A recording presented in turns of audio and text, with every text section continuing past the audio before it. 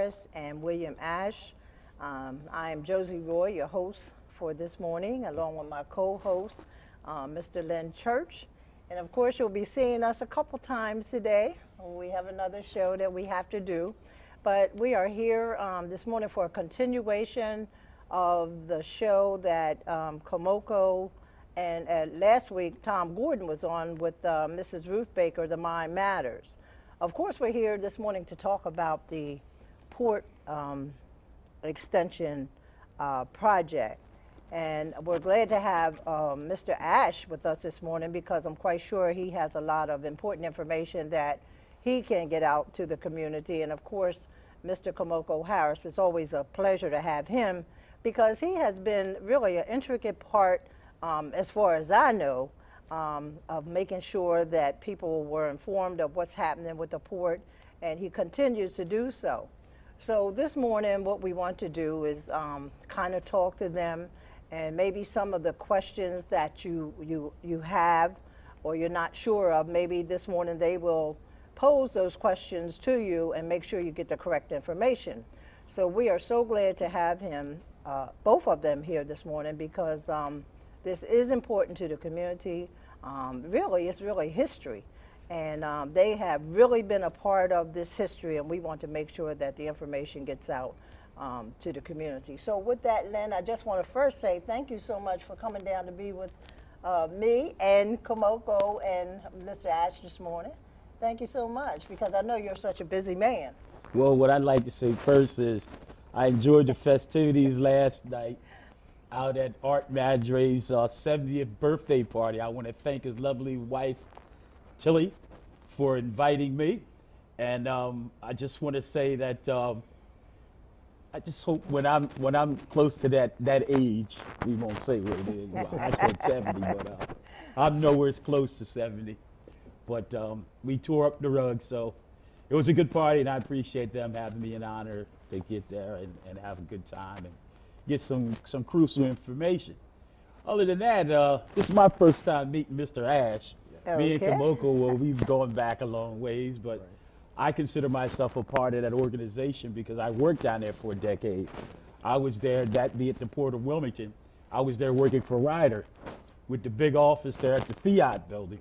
Mm-hmm. And I was a lot slimmer, a lot younger too. But we always had a good time moving their product, which were Volkswagens, and we put those on the Ryder trucks with loading combinations. And we went from coast to coast and also internationally from Mexico into Canada, Toronto, and also Montreal. So I know a little bit about the logistics inside the port and how it worked at the beginning. Just to let you know, when I was there for the time period, it was between 84 and 96 before Volkswagen decided to pull up stakes. Right. You know, you hire 435 people, and when you return 2 years later, you're down to 66. Right. You know, those were some good union jobs that a lot of people realized that they left. They were good paying union jobs, and that was, like I said, it was roughly speaking over 320 some people that never came back to the place. Right. And they lost those positions. So when you talk about jobs at the Port of Wilmington, I always like to look at how the infrastructure started.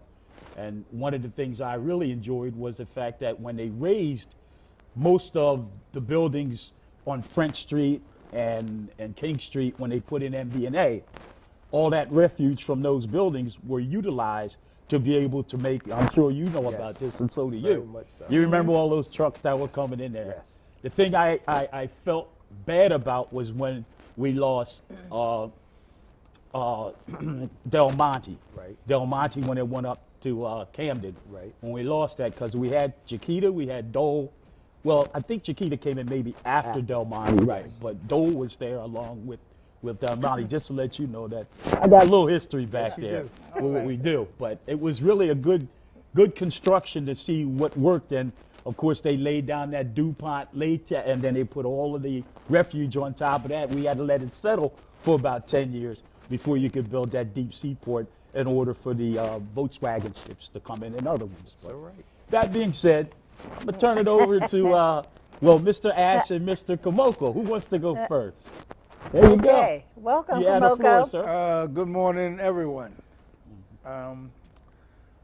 I think we need to discuss some things that have been floating in the air, some misunderstandings, and also provide some clarity to a lot of the discussion that's going on generally in the community and in the state, because it's a fact that this not only will help Wilmington and the county, but it's going to help the state, you know, in terms of the jobs that are needed given the loss of Chrysler, GM, and the other places that we've talked about, Avon, DuPont, you know, that void is going to be filled by this project, because this project has the potential to create thousands and thousands of jobs, direct, indirect, and induced.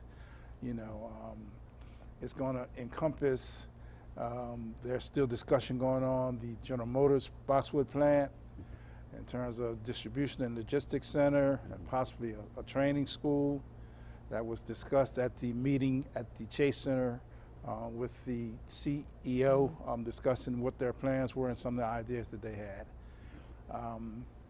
We have also the potential to build a container port and a container facility, you know, which is in the plans, that can bring 1.2 million TEU containers. That's a 20-foot equivalent container.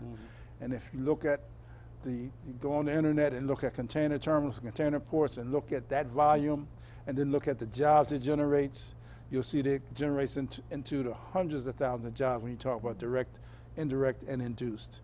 You know, so that this is a win-win, and anyone who is against this, you know, it is our view that, you know, you're against the state advancing and moving forward, because this is the answer that everyone has been looking for years in terms of what are we going to do with the unemployment? What are we going to do about the amount of folks who have been foreclosed, homes have been foreclosed. And you can look at the foreclosures, the number of foreclosures, and the closing of Chrysler and GM and all those good paying union jobs. You can equate the two as they're parallel. As those jobs lost and those union members had bought these homes and had these homes built, they lost their jobs, they lost their ability to pay that mortgage, and they were foreclosed. You know, so when you talk about why we need this and why it is important, all you gotta do is look at the figures and the impact this has had on the middle class in Delaware.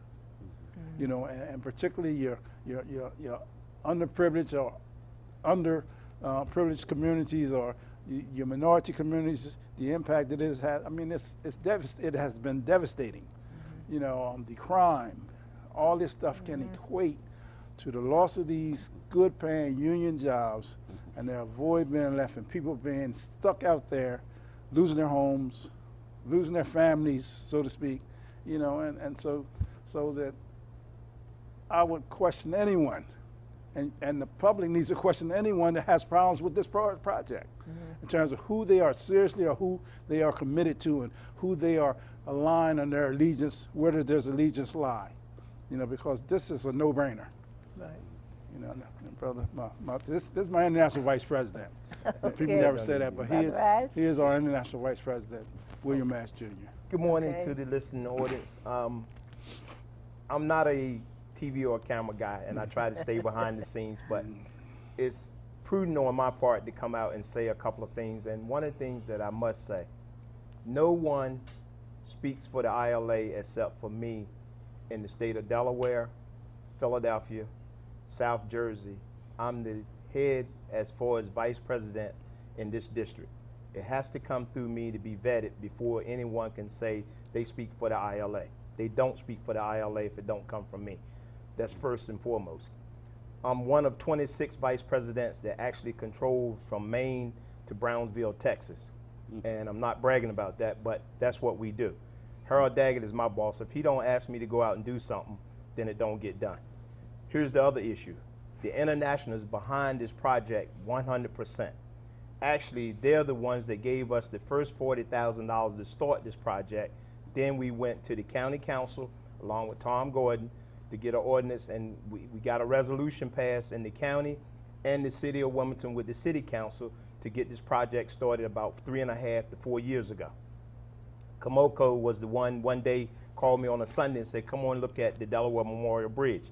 This started this whole thing down this road. Now, we're at the point now where we can move this forward. Let me speak a little bit about Ports of America, USA. When people are talking about this is an Arab country, company with Gulf Tainer. I'm getting my words a little tongue-tied.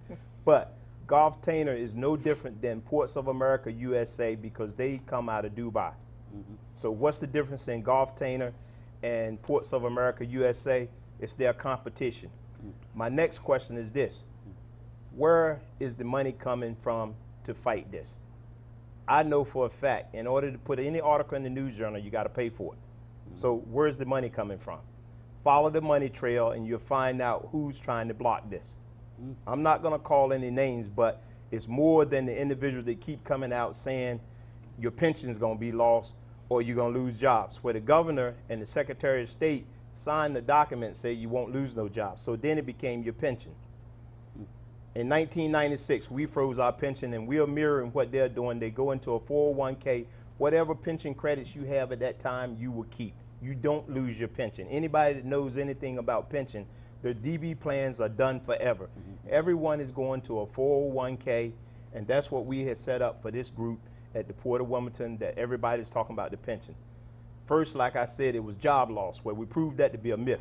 Where do you get your numbers from? Because every actuary shows that you're going to create thousands of jobs. Now, my next question is, it creates jobs for everyone in the state of Delaware, not just at the Port of Wilmington. You got all the trades that's going to build it. And that PLA has been signed by them. We signed on a document last week with Gulf Tainer that the ILA has exclusive rights to these terminals. So somebody please show me in black and white where you're going to lose your jobs.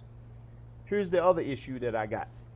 When people say that the state is going to sell the port, the state is leasing the port. There's a difference between a lease. If you rent an apartment, you have a landlord. The state of Delaware is still the landlord. The funny thing about this is Gulf Tainer is going to be almost like the landlord and the tenant, because they're going to pay for everything. The state don't have to pay for anything. And I'll say to the budget committee, one thing. You appropriate $15 million approximately every year to the Port of Wilmington. Take the $15 million plus the $13 that they've signed off to give to the state, and take that $28 million and utilize it for schools and other things that you need in the state of Delaware versus this. Because if you don't take this opportunity to move Delaware forward, then we might as well close the port, don't appropriate another dime to the Port of Wilmington, and let it close. Because guess what? Sweeney and Paulsboro is going to take every one of these vessels. Dole and Chiquita will not stay at the Port of Wilmington another 5 years with a 100-year-old port with no improvements. Where do you get the capital improvements? It's got to come from somewhere. The state don't have it. It's been shown in black and white where this is going to generate. Gulf Tainer is willing that they have to spend $480 million. It ain't all coming to the longshoremen. It's going through the state of Delaware, whereas though every trade union, some not even unions, is going to get a piece of this. So again, what Komoko said, what am I missing here? The fear tactics has always been that game where they play with the public. This is going to be wrong, that's going to be wrong. It's been vetted. We looked at the numbers. No one is going to lose their pension. If you have a pension in place now, it's frozen at whatever you got, you go to a 401k. And I hate putting out numbers, but we had already vetted at $3 an hour going into a 401k. I don't know what I'm missing. You know, I think, excuse me, Mr. Ash, you answered a lot of questions, and I was at the summit down there that you had. And some of the same things that you stated were questions that were asked by some of the people. One of the things someone asked was about their jobs, about their pension. And I think you got to the mic and you answered just like you did today for them about what would take place and that they were secure. One of the other things I think was interesting, there was a question asked about the automation and the technology. And I think maybe people need to understand that, because there was information that was given about a school that would teach people. With new equipment, you have to have the skills. You can't go and do the same thing now when you got new equipment and new industry almost coming in, and you really don't know what to do. So can you kind of touch on that? Yes, what Golftainer has proposed is to create a school where, when we say technology, we need a lot of people that's going to have computer skills. Whether it's in we call it a kitchen, where actually a truck driver come up to a booth and we have people sitting in the kitchen, they can punch out whatever the ticket is, where his box is located at.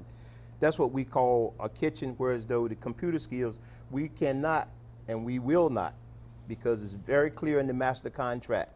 There will not be one robot anywhere on this terminal doing anything. Everything is going to be manned, whether it be female or male. And that's in the master contract. And we're getting ready to go into negotiations to sign the master contract. I think we meet down in Delray Beach June the 4th through the 7th to get that done. So everything would be manned either in a kitchen, and Peter has vowed to send anyone to school that want to learn, long as they guarantee to be with the company 5 years, because they're not going to pay for their schooling if they're not going to make a commitment back to them. Right. And another thing, I know Len got some questions too, and I'm going to let you talk in 1 minute, about the TWIC card. Yes. There was some concern about people who had worked at the port before, maybe who had gotten some trouble, felonies, and they probably are thinking about being reinstated. Yes. So can you kind of talk about how they can be reinstated to come back to work at the port? Yes, ma'am. Here's what we did. We have I call it a task force. Actually, it's my Secretary Treasurer, Ron Farrell, along with Susan Murray with Freeman and Laurie, and also Ingo Estes out of Washington, D.C. And when a person come in and say that they've been denied their quit, we file an appeal for that person.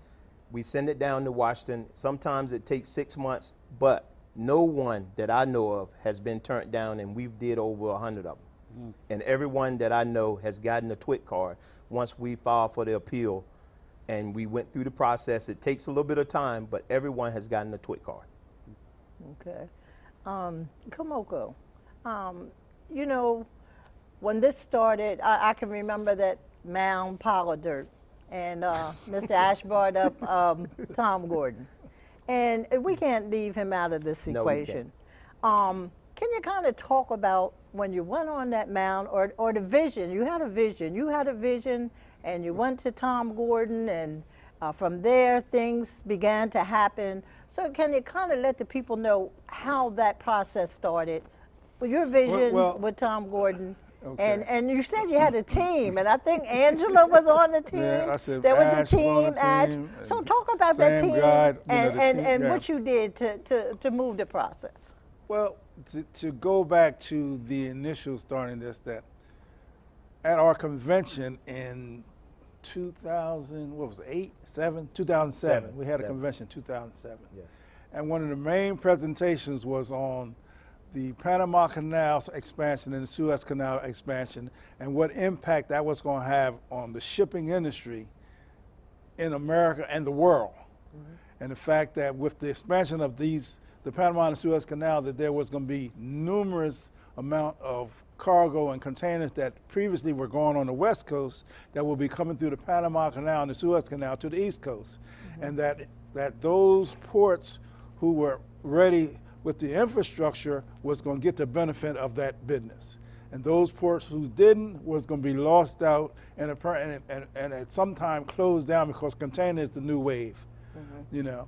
And so when I heard that, and we also had a listing that the alley at the convention showed us, a listing of all the ports who were investing millions and billions of dollars in infrastructure to get ready for these ships coming up the Atlantic.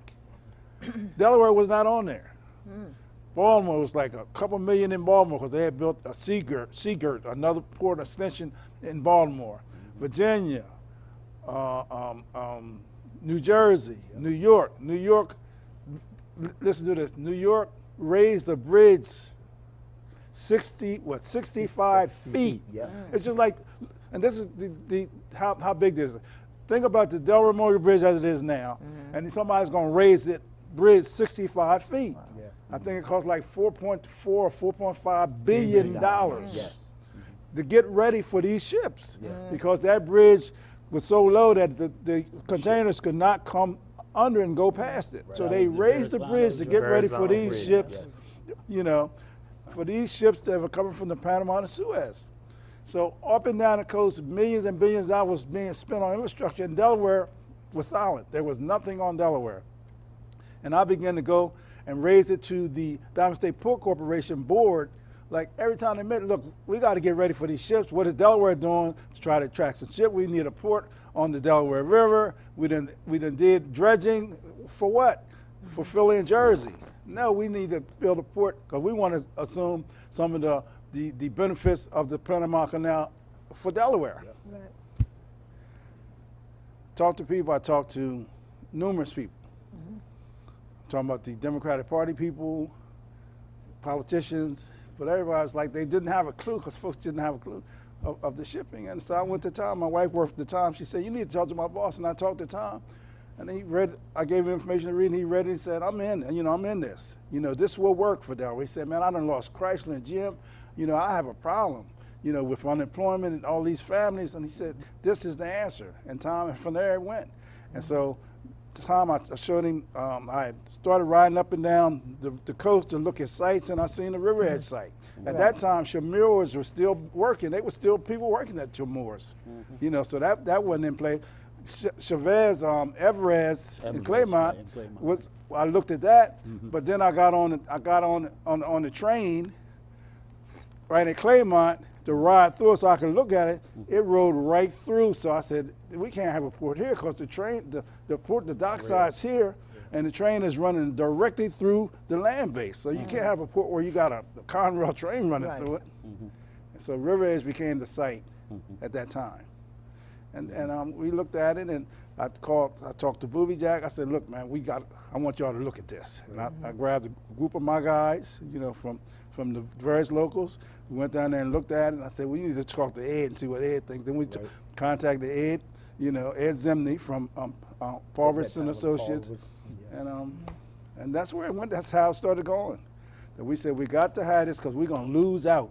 Right. If we don't get something, we're going to lose out to Philadelphia, Jersey, Baltimore, Virginia. All these places are going to be getting these ships, and we're going to be sitting by, like Otis Redding says, sitting on the dock of the bay. Yeah. So. Well, one good thing about it, after you did that, you have I don't know, something about you know how to reach out to people. Yes, and so you began to reach out to people to come to the meetings. And Mrs. Ruth Baker, she was also, Miss Ruth didn't want to miss, she always had good questions. Right. And because she had a lot of concern, like other people had concern about what was going on. Right. But it was good, you reached out to the community, so the community was beginning to become involved. And once they became involved and knew, especially when you talk about jobs, when the young people needing jobs and the families, that you just didn't have the means to kind of help, take care of your families no more. The jobs were all gone. So it was a good thing. And so I just want to say to you, thank you. But one thing I want to ask you, we're in the process now. You're in the process of things moving forward. Yes. And people need to prepare themselves. The young people or people that want jobs need to prepare themselves. And so what do they need to do? Because you just can't fill out an application and come look for a job at this point. You need to prepare yourself. What do they need to do? What we would tell people what we do every month, we get 50 applications a month because we know if we had 1,000, they'd be gone. And so far this year, we've had 450 applications filled out. What they have to do, they come over to the Union Hall. We tell the dispatch, give them out, make sure the person fill it out. It's a simple application. And then we go through the process of a drug screen. Once they take the physical, then we send them through a hazmat class. And with that hazmat class, we also show them the dangers of the waterfront. A lot of young people think that they see us working. We've been around Komoko, myself, 40-some years. We know the do's and the don'ts. We have a lot of young people that don't know. So we want to make sure they go through the training to make sure we want you to go home every night. This job, you can get killed in a heartbeat and don't know why. I watched a young lady about 3 weeks ago doing an excellent job, but just didn't understand the factor of when a ship rolled. And we had boxes coming off on ship gear, and she walked between the ship and the box. And we are screaming at her, get out of there. And the worst thing you can do is get on the ground because you Yes, can't move. you can't move. You got to either run or whatever. And I went up to her, I said, look, come here. You're not going to get fired, but I need to talk to you. Never walk between that ship and that box. I said, I know you took the class. That driver up there can't control once that ship roll is sitting on water. He has no control of what's going on. Only thing he can do is set it on the ground. If you land on the ground, what do you think gonna happen? And that's 10 tons. So in order for a person to get prepared, we would ask people, first of all, be drug free. There you go. If you have a problem, we can try to help you, but you have to be drug free. Because this industry, we don't want anybody coming in that has a drug problem. If you have a drug problem, we can help you. The state has programs, and we can help you get the help you need. But we welcome, it's not just young people, any age group that want to come down that think they can actually do the job. And we'll train them.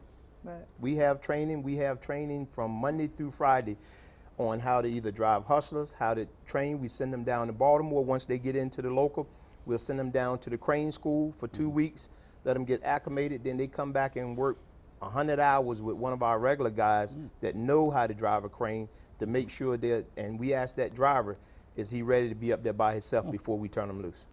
Okay. We're going to take a break in a minute, but one more question before we take a break. And I just want to ask Kamoko, what does this mean to the state of Delaware? This is like history. What does this really mean to the state of Delaware? And then after that, we're going to take a quick break, and then we'll come Well, back. it means for the next 100+ years, and I say that because the Port of Wilmington in 6 years will be 100 years old.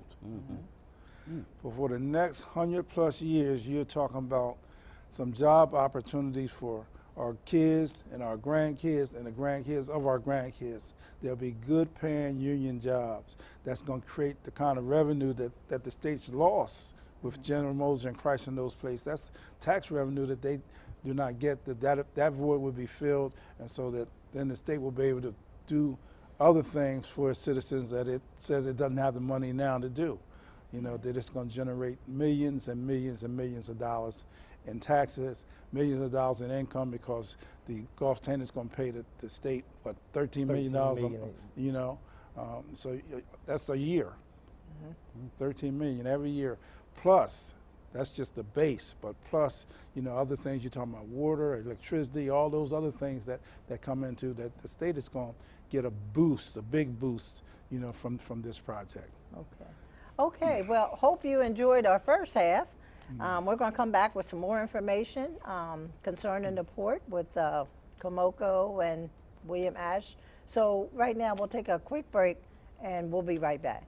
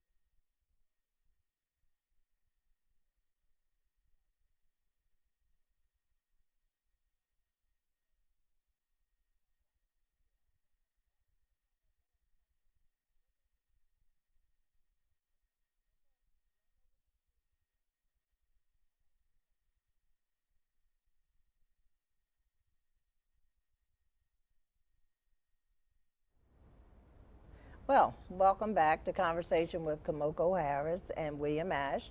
And we hope that you were informed with some good information for the first half. So we have some more information. They have more information to get out to the community. So we're going to continue our conversation to learn more about the port and what is going to be taking place in the future. And with that, we're going to go back to Kamoko. And Well, I think we need to talk about and the process itself, okay. because it's been also raised about like this process is not transparent. There's people hiding stuff, and it's like the Kendall Morgan stuff. Because the individual said, "Well, we've been down this road before with Kendall Morgan." There's a totally different process altogether, totally different.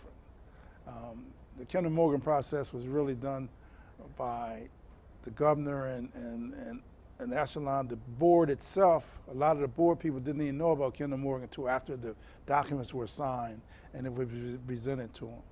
So it didn't go through the Diamond State Port Corporation board. You know, it didn't have the transparency that we have now with this process that we did with the Golf Tanner, or getting to Golf Tanner. And I'll let Booby Jack just explain just what that process was and how Okay. it took place. Let me clear up a myth first, and then I get to the Golf Tanner. We never ever agreed with Kendall Morgan. We met with him twice, and we told him no thanks because they couldn't guarantee certain things. And for someone to put that out there, they just tell them a lie. And I'll challenge them any time for that. We met with him 2 times, and we never agreed with Kendall Morgan on anything. Now get to the process of Golf Tanner. Golf Tanner started out with a RFQ, which there were, from my told, 23 bidders that had to go into a kitchen. A kitchen is where they go in and submit their paperwork of what they think and what the state had required of them to do. That 23 turned out to be 10, and the state vetted that 10. That 10 was narrowed down to 3. And the 3 finalists, I can say Golf Tanner was one, Ports of America USA was another one, and there was a third entity which I think was Liberty. I don't want to misquote that, but there was 3 finalists in that. And this is information that was private at that time, and it had to be vetted that way so that I assumed that the state wouldn't get sued. So it was a process that they went through. So for someone to say that there wasn't a process, that's not true. Everything was transparent.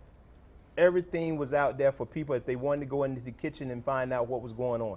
And you can remember, Senator Henry and State Representative Potter had hearings up at the state building. And we met on 5 or 6 different occasions, and before we even got to the process that we were in as far as the RFQ. So when someone say that this wasn't a public forum, we went through the whole process and the public had knowledge of everything that was being done. And the state at some point picked the finalists, and that was a committee that I'm not privy to, but it was a state committee where I think the Secretary of Treasury at this time was the chairman of that, who picked all this committee, and they vetted who the finalists would be. So for someone to say it wasn't transparent, it was transparent through the state. So, and any of this information, anybody that can file can go in and see that it was done the proper way. And just to add that it was all done also under a confidentiality agreement. Yes. That those people who were invested wanted their information confidential. Yeah. They didn't want to put it all out to the public. You know, they wanted it confidential, you know, for later on when they do other business, you know, that they don't want to say, well, over there you put up this much money and now you're here in our state and you're only putting this much up. I mean, that confidentiality helps those companies maintain, you know, their, let's say, edge, so to speak. You know, you don't, you know, just everybody just give up everything, which this individual asked, everybody should give up, be able to see everything. Now that would never happen in that situation. The state would get sued because those companies and the state signed a confidentiality agreement, you know, so. Okay, Lynn, you had a couple questions? Or?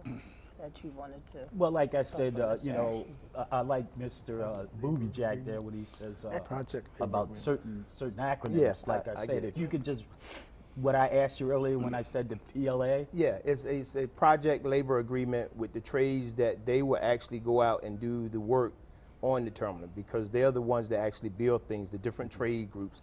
They sign, I call it a PLA, it's a project labor agreement. Okay, there we go. And for anyone that don't know, that goes with all the trade unions in the state of Delaware will get a piece of that. However they break it up, that's up to them. But they signed that agreement 2 weeks ago. And if you think about it, Jimmy said it at the meeting we had down at the Chase Center, that they had already signed an agreement with Golftainer. Okay. So everybody's covered out in this. Now, And the also other that, the other acronym I want to ask you about Okay. is, remember, it's the listening audience, Yeah, the go ahead. reviewing audience, Yes. actually. The RFQ. Yes. Can you elaborate on that, please? RFQ is when they go out and they put information. I call it. It's a computer-based system where people go in and put what they want to put in, based on what the requirements of the state for this project. They had to meet certain criteria in this project. and it means request for qualifications. Yeah. That's what RQ stands for, Yeah. request for qualifications. As Jack said, that you have to show that you're qualified to do this project, that you have the financial means to do it, you have the structural means to do it, you have the organization and the history and and the experience to do it. That's your request for qualifications. And if you can remember, the lady got up from, I think it's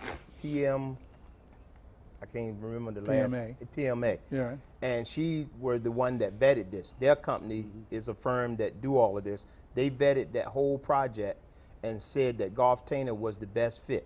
It's not about an Arab country. They went through the numbers and they crunched the numbers for the whole project, and the state hired them. So the state didn't go out and do this. Another firm, a private entity, went out and vetted this and seen that they were the one that had I would say, the money to get the project done. Now, my own personal appearance, like that's the personal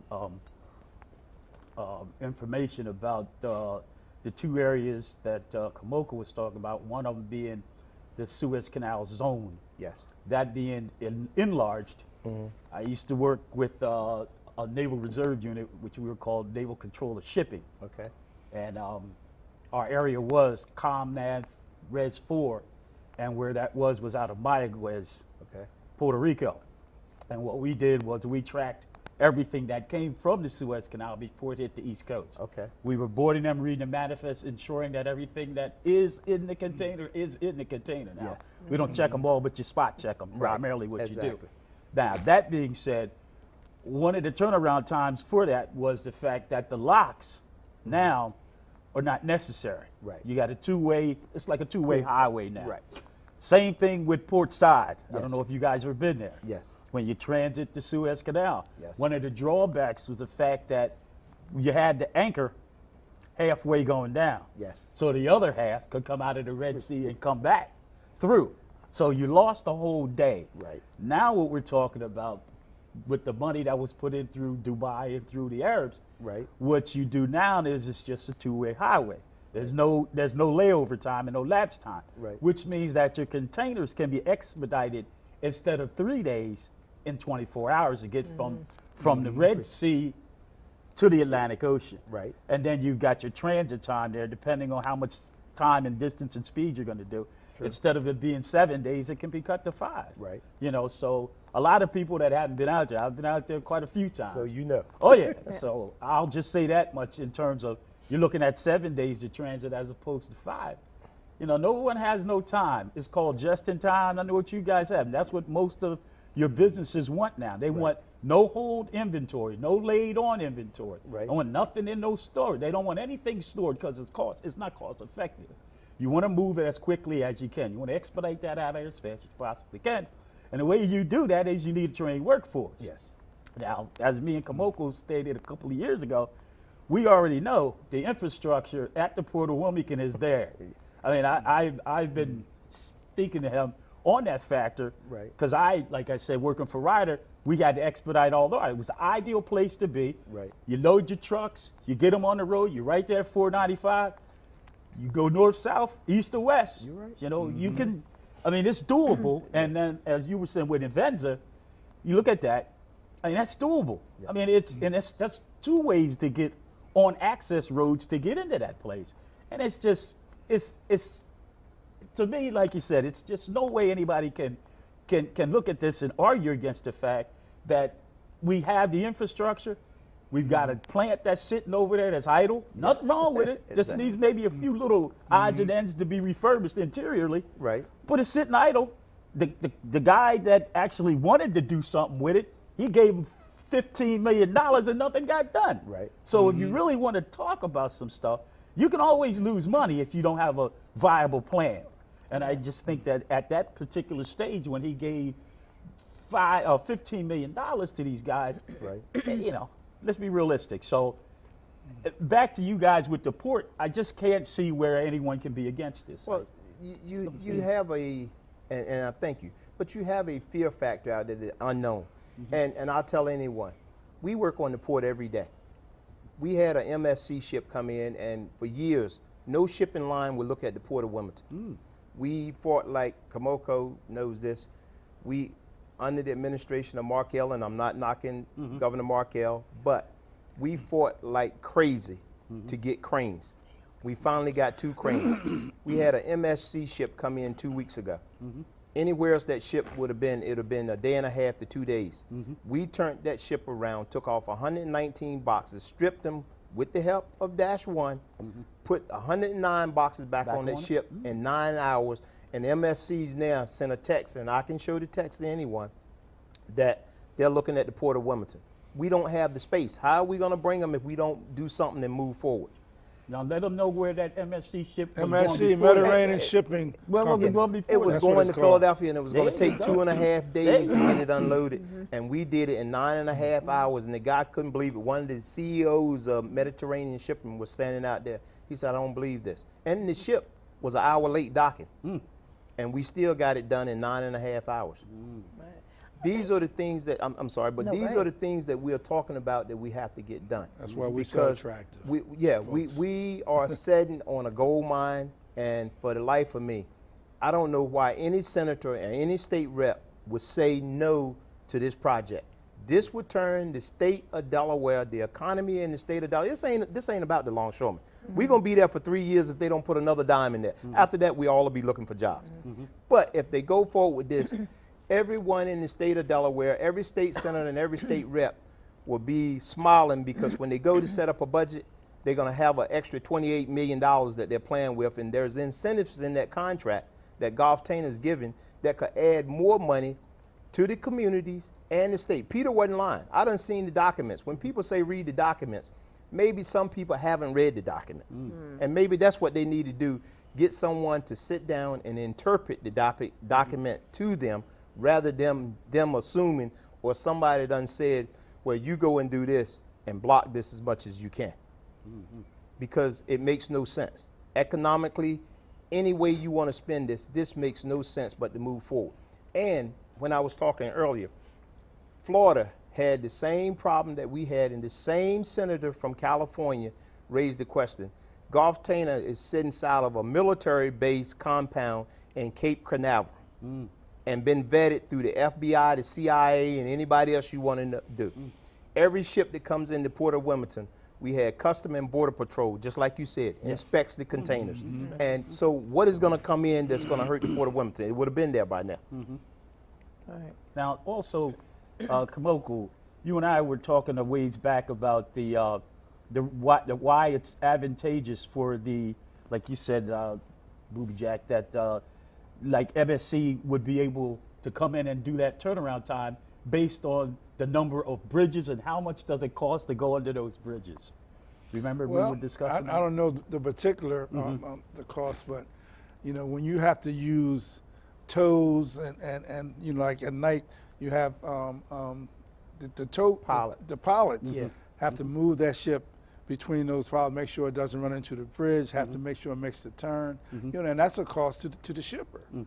You know, I'll give you an example, That's and I a know cost what to the Kamoko shipper. was talking about. you know, Every time a ship comes, once it breaks the ocean and come into the breakwater of the Delaware River, a pilot has to go down and bring that ship up. From Lewis. Yes, from Lewis, all the way up. You have to have a pilot on it, and that costs money.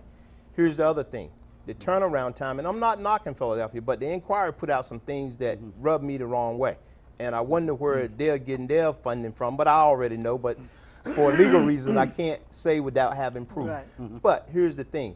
It cost $1 million because I asked one time, why aren't we getting some of these car ships? And some deals were made that it cost $1 million to go from the Port of Wilmington up to Philadelphia over the course of a year. They could save that in fuel. Oh, yeah. So Oh, yes. there's your cost factor right there. Oh, no. So you wonder where some of this is coming from. All you got to do is just look beyond the surface. Hey, I was stationed at the Navy online. Yard for a few years, so So you know. I know the draft of that river. It doesn't matter. Exactly. I don't know what the draft is. What is the draft? 45 down feet there? right now. Is that where it Yeah. is on the main where main your channel. where your containers Yeah. are? Yes. Okay. So The Christiana River is yeah. at 38. They can't They go got- no further. Yeah, Right. and that's the problem we got. Yeah, that's well. I'm looking at that, but now. Is it 60 feet at the Volkswagen terminal, but you just can't put any cranes there? Well, because no, I it's, don't think it's level? well, they will have to reinforce that whole pier. Okay. Because they don't have pilings for cranes to hold that weight. Right, that's what we're talking about there. But I know the water draft would be Yeah, it's definitely 45 deep. feet. Yeah, it's deep enough, but we just don't have the You don't have infrastructure. the infrastructure Yeah. to be able to support And the that pilot. 45 feet makes the difference Oh, yeah. in having a ship that only has 2,000 or 3,000 or 4,000 TEUs to a ship that can carry 10 to 12,000 TEUs, because that depth, that means that ship can move in, and that's why we're saying, and that's why we fought so hard To get River's Edge? to get a terminal built on the Delaware River after the dredging, because we said it doesn't make sense for us to fight for dredging and not fight for us to have a port. That's right. You know, to take advantage of those larger ships that are going to be coming up the Atlantic, coming up to Delaware. You know, so that's what this whole battle's been all about the whole time.